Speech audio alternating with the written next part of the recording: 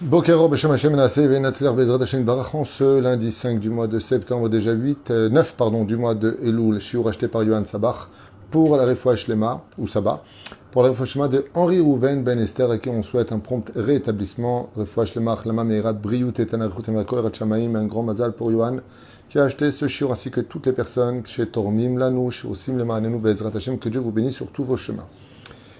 Le fois schéma pour vous tous, les Nishmat Comité Israël, on commence tout de suite ce shiur, puisque nous avons derrière encore un autre shiur. Ce shiur est très important et je vous demanderai avec l'aide d'Hachem de bien vouloir le partager, de communiquer ce shiur, puisque nous allons développer un sujet qui m'a été donc demandé, que je voulais justement, comme il est très très d'actualité, développer avec vous. Vous savez que nous sommes dans la période de la Teshuvah. La Teshuvah est propice pendant le mois de Elul, la Nilé d'Odiv et d'Odili. Le roi se promène dans son jardin, il vérifie tous les cœurs. Il suffit simplement de l'appeler pour que l'on puisse, Shalom Viviane, pour que l'on puisse, Be'ezrat Hashem, agir en conséquence et faire ce qu'il faut. Il n'y a pas de Teshuvah possible. Il n'y a pas de retour à Dieu. Il n'y a pas de compréhension à la spiritualité si on ne fait pas Teshuvah. D'être spirituel sans être pratiquant, c'est comme avoir une feuille mais ne pas avoir la plume. Et d'être pratiquant sans être spirituel, c'est avoir la plume et pas la feuille. En d'autres termes, l'un ne va pas sans l'autre. Il faut être spirituel et il faut être pratiquant. Dans ce côté spirituel que nous avons, il y a la relation entre l'homme, la créature, et son Dieu, c'est-à-dire son créateur. C'est-à-dire qu'on ne peut pas faire Teshuvah tant qu'on n'a pas réalisé qu'il y a un créateur et que nous ne sommes que des créatures. Et cette condition est irremplaçable. Elle ne peut pas être mise de côté.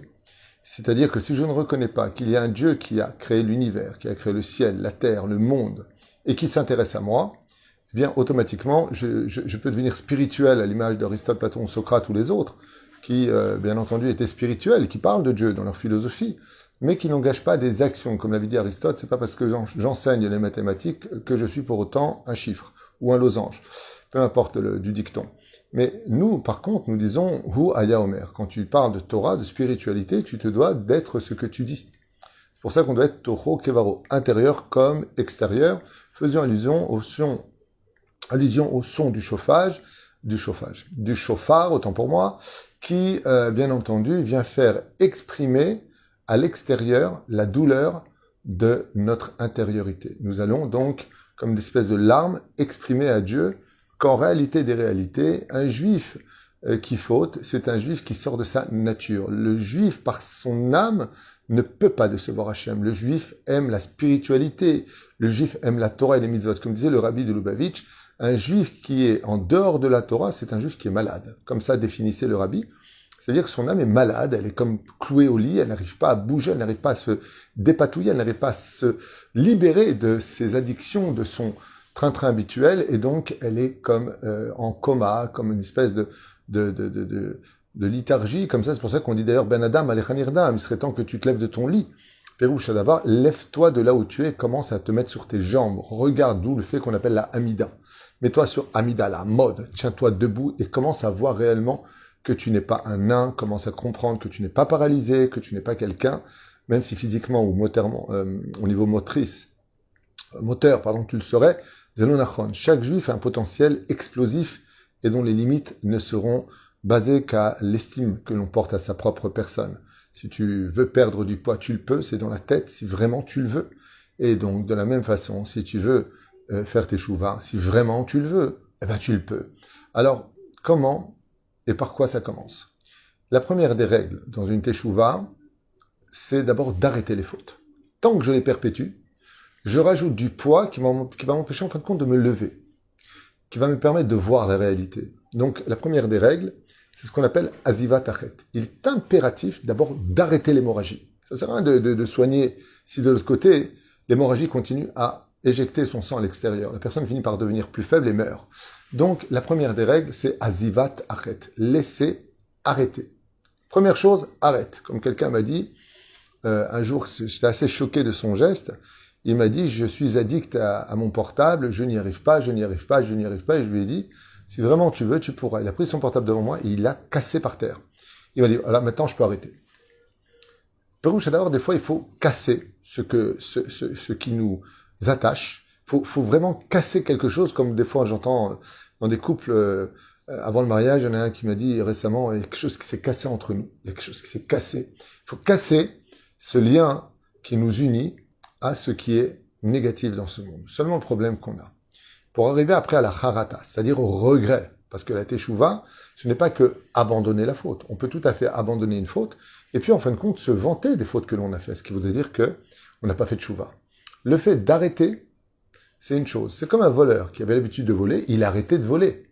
Mais il n'a jamais regretté le mal qu'il a fait, et il n'a jamais rendu l'argent.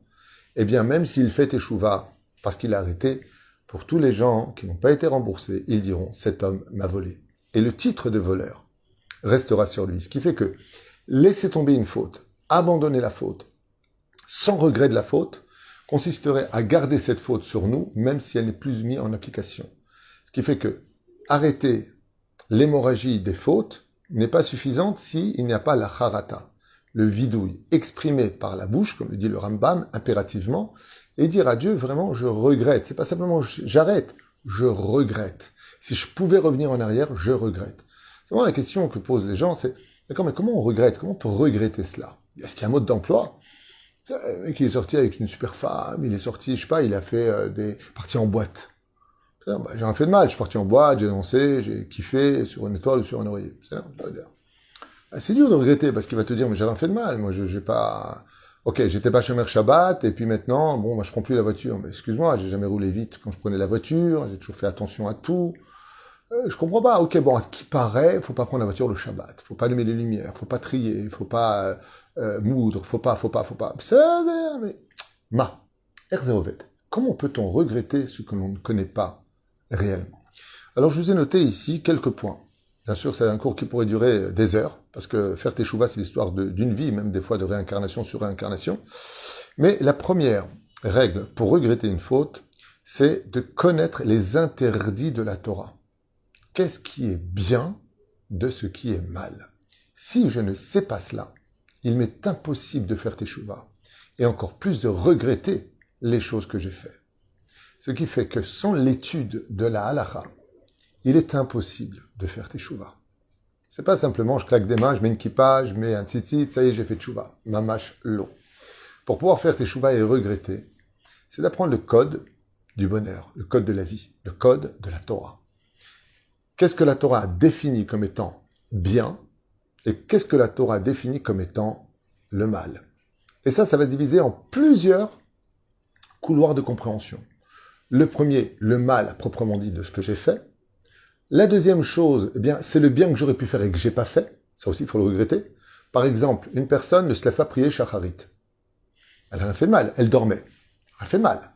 Dans l'absolu, elle dormait, donc elle n'a pas volé, elle n'a pas menti, elle n'a pas. Ok. Mais elle a raté une mitzvah. Le fait de rater une mitzvah, c'est aussi du mal. Parce qu'on est venu au monde, on a été créé pour prendre les mitzvahs de la Torah. Donc, comme le disent les Chachamim, a mitzvah overet lefanecha al tachmitzena. Quand une mitzvah passe devant toi, ne la laisse pas pourrir, ne la laisse pas devenir kramet. Donc, le fait de ne pas prendre le lulav, de ne pas faire la souka, de pas, ignorer les mitzvot assez de la Torah, bah, c'est aussi du mal. Donc, ça aussi, je dois le regretter. Pas simplement le mal que j'ai fait, mais le bien que j'aurais pu faire et que je n'ai pas fait, comme de donner de la tzedaka alors que j'aurais pu le faire. Tout cela font partie des couloirs. Et pas cela seulement. Le fait d'avoir déçu Hachem, le fait de ne pas avoir utilisé le potentiel que Dieu m'avait donné pour cela. Des fois, Dieu te donne de l'argent chez toi pour que toi tu aides, et toi tu le fais pas. Donc pourquoi Dieu t'a donné l'argent? Donc tu remets toute l'histoire du monde en question et le jugement de Dieu en question. Et il y a tellement de choses à dire que ça pourrait vraiment, même ce sujet-là est un cours pour lui-même. Mais on va avancer. Donc première règle à retenir, on a vu au début. Reconnaître que Dieu est un créateur, que tu es sa créature et qu'il s'intéresse à toi, pensée, parole et action. Ne l'oublie jamais. Ne l'oublie jamais. Deuxième règle, connaître les interdits. Donc étudier le Shulchan Aruch, les livres de Moussa, étudier la Torah. Sans lequel, je ne saurais jamais... ah bon? On n'a pas le droit? Je ne savais pas. Tu ne peux pas regretter parce que tu ne savais pas.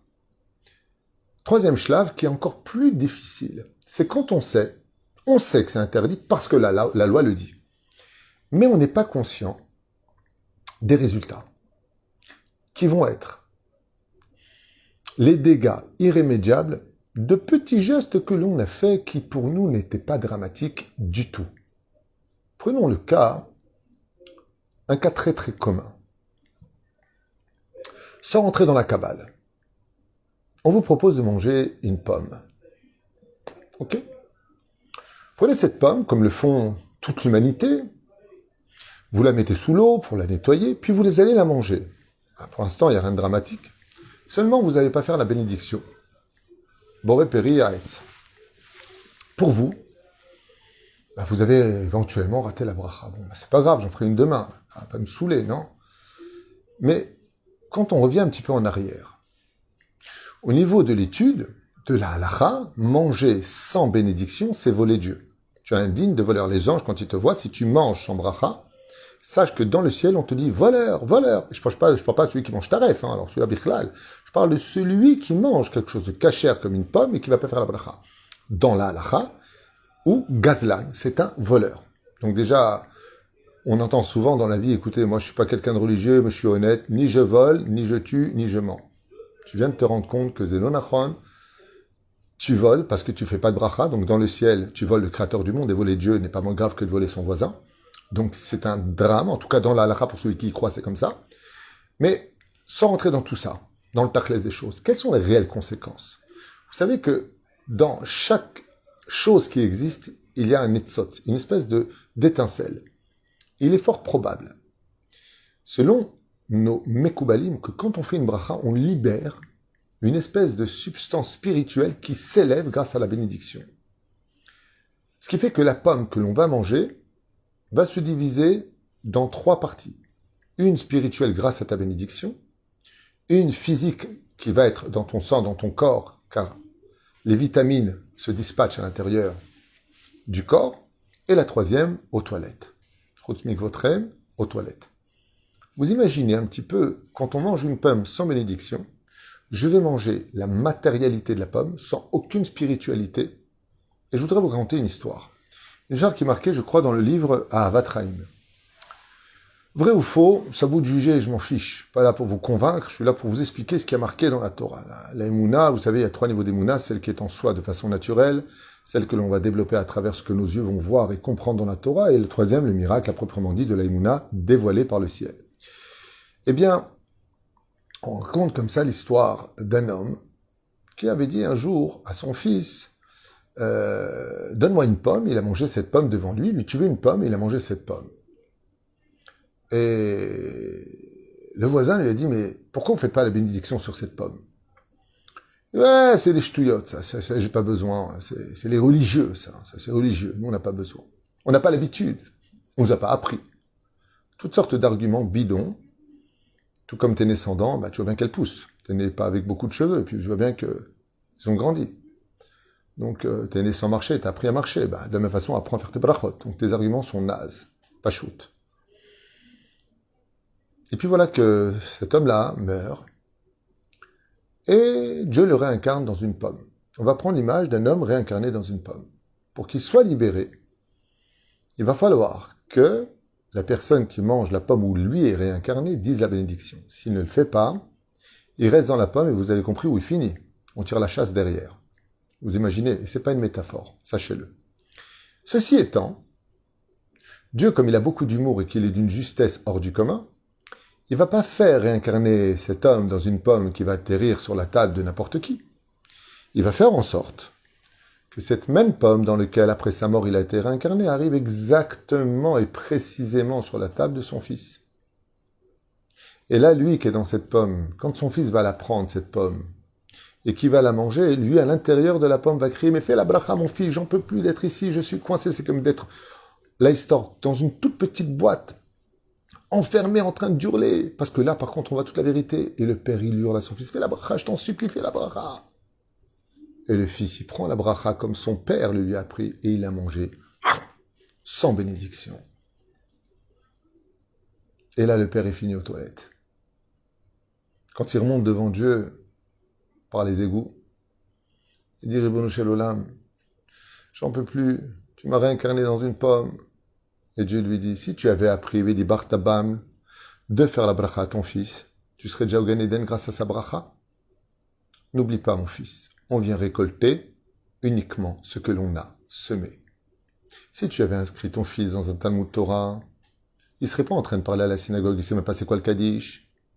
On ne récolte que ce que l'on a semé. Le Créateur du monde ne punit aucun juif. Il te dit simplement, ce que toi tu veux, c'est ce que tu récupéreras. Moi, je ne me mêle pas. Moi, je te dis comment faire. Éduque le bien, tu auras du bien. Tu l'éduques mal, tu as du mal. C'est pas compliqué la vie, non?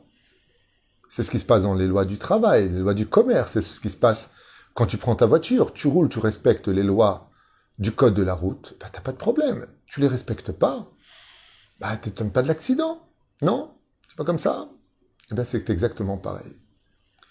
Voilà. Ce qui fait que nous sommes obligés de réaliser que la Torah a ses interdits et que si je ne sais pas faire la différence entre le bien et le mal, et le bien et le mal n'a rien à voir avec le bien et le mal de la vie sociale humaine, universelle. Et par exemple, de prendre de l'ail qui est sur mon poisson, de le retirer de l'assiette et de le mettre de côté, je n'ai pas le droit. Ça s'appelle trier. Il n'y a rien de mal de faire ça. Je veux dire, tu vas voir n'importe quel psychiatre dans le monde entier, tu dis, écoutez, pendant Shabbat, j'ai pris des oignons, je ne veux pas manger des oignons, je préfère ne pas m'en mêler, donc je les ai pris de mon assiette et je les ai mis en dehors de l'assiette. Ben, il va être regardé en disant oui, et donc, ben voilà, j'ai fait un péché. Il va t'enfermer dans la case goura, le mec. Il va dire, vous êtes complètement fou, monsieur, vous n'avez fait aucun mal. Vous avez pris des oignons, vous les avez mis de côté. Ça s'appelle trier. Eh bien, au pire encore, voilà, j'ai pris de l'eau du robinet et je l'ai mis sur la plata de Shabbat, j'ai fait chauffer. Il va vous dire, vous vouliez boire un café, peut-être un thé, je ne sais pas pourquoi vous me parlez de ça, je ne comprends pas. Parce que j'ai fait un grand péché, j'ai fait cuire de l'eau pendant Shabbat. Bah, ouais, ben oui. Donc, et après, ben dans la Torah, c'est le mal. Tu as fait du mal. Tu as fait quelque chose de très grave. Tu ne t'en rends pas compte. Parce que tu n'as pas la connaissance. Pour donner un petit exemple, qui va peut-être, qui avait énervé ma sœur Viviane d'ailleurs à l'époque. J'avais passé un livre qui s'appelle Le patron avant tout. Et quand elle a lu le livre, je lui ai dit, alors comment tu trouves ce livre? Elle m'a dit, ah, c'est exagéré. Le rabbin, il arrive à l'aéroport de Kennedy à New York et il doit partir aux toilettes absolument. Et Shabbat est rentré, il est resté dans les toilettes tout Shabbat parce que le système était électronique. Et donc, s'il ouvrait et que patati patata, il allait provoquer un chilul Shabbat. Franchement, c'est trop. Je comprends très bien sa réaction. Mais sa réaction, elle vient du manque de connaissances. Elle vient du manque de connaissances. Vous savez, j'ai appris récemment que quelqu'un qui travaille pour une très très grosse société a commis l'erreur de marquer un chiffre qui n'était pas le bon dans la case qu'il devait remettre dans son travail. Ça a falsifié tout le système parce que le chiffre n'était pas correct, ce qui fait que tout le dossier a été renvoyé et la société a dû fermer et déposer le bilan. À cause d'un chiffre. Je ne vous mens pas, à cause d'un chiffre. Un truc qui n'allait pas. C'est pareil, quand vous allez vous marier ici, tout est sur ordinateur. Tu remplis pas la case, ça bug, ça n'avance pas. Ah, ça va, c'est un numéro. Ah, ça va. C'est comme quelqu'un, tu lui prends 1000 shekels pour le rembourser et tu lui rends 100 shekels. Et tu dis, c'est quoi ça? Ben, c'est 100 shekels, ça va, je t'ai retiré un zéro. Tu vois pas ce que j'ai fait? Zéro. Ça vaut rien. Je t'ai retiré un zéro. Eh bien, dans les conséquences, ça fait 900 shekels de moins. On peut le comprendre comme ça. C'est exactement ce qui se passe. Trier pendant Shabbat, moudre pendant Shabbat, parler de divrei chol pendant Shabbat. Qui t'a dit que c'était pas grave? Parler dans une synagogue, où est le problème? C'est extrêmement grave. Parler du Lachon Hara, c'est extrêmement grave. On en a vu les conséquences jusqu'à aujourd'hui. Et la reine, si tu n'apprends pas la Torah, tu ne pourras jamais regretter. Shlavaba, réaliser les conséquences de nos fautes et des mondes parallèles, c'est ce qu'on vient de définir. On avance. Travailler son humilité et sa soumission devant Hachem. Il est impossible de pouvoir regretter ses fautes si on n'est pas capable de se remettre en question. Donc vous comprendrez que les PN, les pervers narcissiques, ne feront jamais de tchouva, puisqu'ils n'ont jamais tort et ne savent pas se remettre en question. Par contre, il est évident que sans l'humilité et la soumission, on ne peut pas demander pardon à Dieu.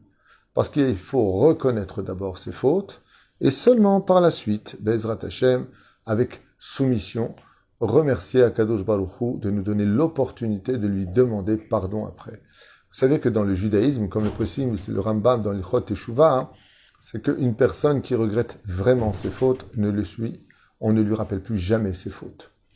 Comme quoi, il est tellement simple et facile. Alors bien entendu, ce sont des mots qui sont rapides. On ne va pas faire des cours entiers sur qu'est-ce que l'humilité, comment travailler sur l'humilité. Vous avez compris l'idée de ce sujet. Ensuite, on va voir encore deux autres sujets. Réaliser surtout qu'on a déçu et désobéi au roi des rois. Alors ça, par contre, c'est un sujet très prenant. C'est ce qu'on appelle, non pas la peur du bâton, la peur du Gehinam, de la réincarnation, du Kafakela et de toutes les autres punitions qui peuvent s'engendrer, comme la machine à laver, Hashem Shmo Berachem, des mondes parallèles qui sont terribles quand on a fauté. Mais réaliser quelque chose de beaucoup plus important, qu'on a désobéi à Dieu. Et on parle de Dieu. On ne parle pas d'un copain, on ne parle pas de quelque chose qu'on peut comprendre ou imaginer.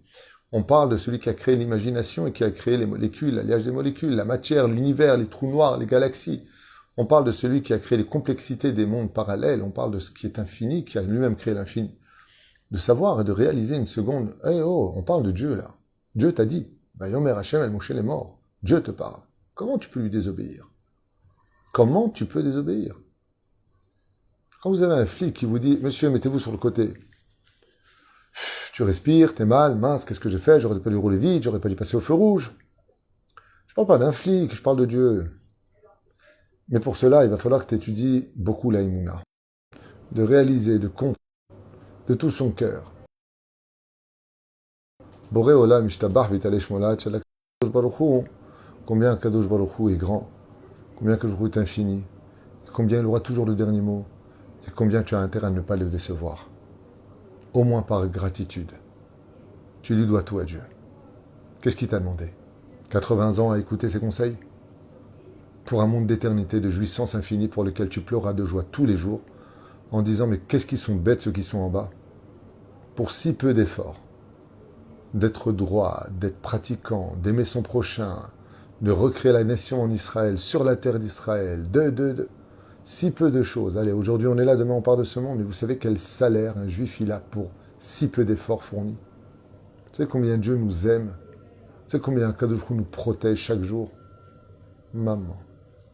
La reine, réaliser quand on veut vraiment regretter ses fautes, qu'on a déçu et désobéi au roi des rois. Et ça aussi c'est un sujet qui est long, et je finirai avec le dernier. Okay. De vivre, de savoir que tout se paye de toute façon, que Dieu aura toujours le dernier mot, et donc si on fait teshuva, c'est la manière douce. Si tu fais teshuva, tes mitzvot que tu vas faire vont payer les averot, et tu ne souffriras pas après la mort. Tandis que si tu veux la manière dure, alors il y a des grands tikkunim, et là-bas par contre, ça peut être la réincarnation dans des mondes terribles, avec des difficultés horribles, et tu vas être jeté dans le Gehinam, toutes sortes de choses qu'on appelle la peur du bâton, qui est un petit peu décevante, parce que c'est un bas niveau d'avoir la peur du bâton. Mais c'est tellement douloureux que je peux vous dire que bien des gens, quand ils partent de ce monde sans teshuva et que les fautes qui ont été créées s'approchent de lui, ils commencent à pleurer comme jamais. Le Zohar HaKadosh, comme ça il dit, après la mort, quand quelqu'un ne fait pas de teshuva et qui part de ce monde, ses larmes qui coulent pourraient remplir un océan au niveau quantitatif. Tellement il regrettera en réalisant que le peu de bonheur que lui a donné, le peu de joie plutôt que lui aurait donné ce moment de faute, quelles conséquences ça a eu de l'autre côté. J'ai souvent donné d'ailleurs cet exemple que j'ai vécu à maintes reprises. Des fois, tu appuies sur un interrupteur et ça éteint toute la salle. D'appuyer sur un bouton qu'il ne fallait pas appuyer dessus, ça peut emmener toute une salle dans l'obscurité. Des fois, pour une avéra, tu perds tout ton monde futur. Tu as éteint ton monde futur. Alors, tout Israël a part au monde futur, mais on t'a jamais dit s'il sera éclairé ou pas, s'il sera bien ou pas. Tu ne vas récolter que ce que tu auras semé une fois de plus. La reine, comme l'a dit Hillel Azaken dans la 14e Mishnah de Masechet Avot, premier chapitre, Imen anili mili. Si je ne suis pas pour moi, mais qui le sera? Si tu ne te réveilles pas aujourd'hui à faire tes chouvas, arrêtez de suivre ce courant débile de la mode, du n'importe quoi aujourd'hui, parce qu'on vit dans un monde où on ne voit même plus où est le problème d'être dans le mal social, universel, je parle. Tous les mâles ont été justifiés aujourd'hui comme étant une normalisation de la vie sociale. Mapitom.